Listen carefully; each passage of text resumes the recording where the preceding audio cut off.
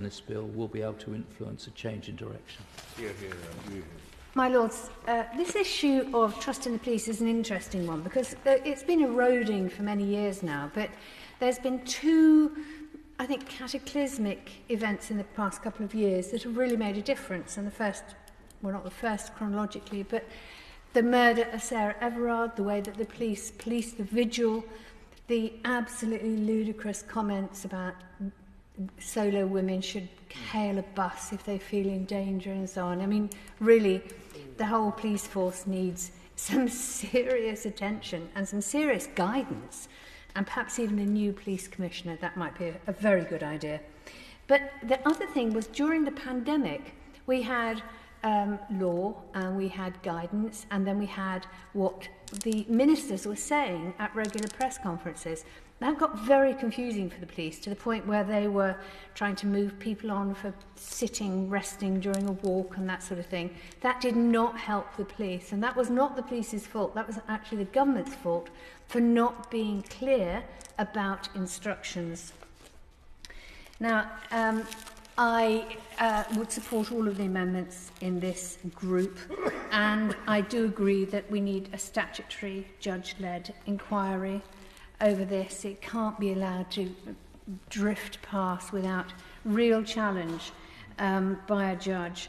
And you've got to remember, this wasn't somebody who's pretending to be a police officer. This was a real police officer abusing his position to abduct and rape and kill. And the fact that he had a reputation already within the police is extremely damaging. This is a culture that we all know exists, and it should be fixed. Now, I've spoken many times, the Amendment 282, I've spoken here in your Lordship's House about training for the police in domestic violence, because they do have a reputation for assaulting quite a lot of people that they live with. And we have to make sure that they get this sort of training. Now, as far as I know, only about half of the police forces in England and Wales so far have had domestic violence training.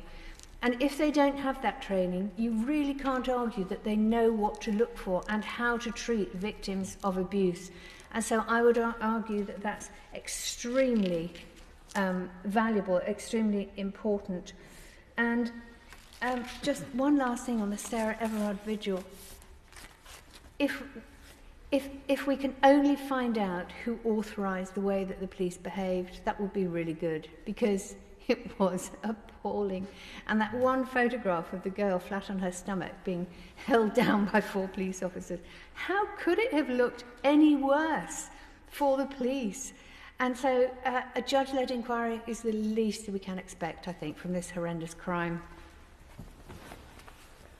My Lords, I rise to speak very briefly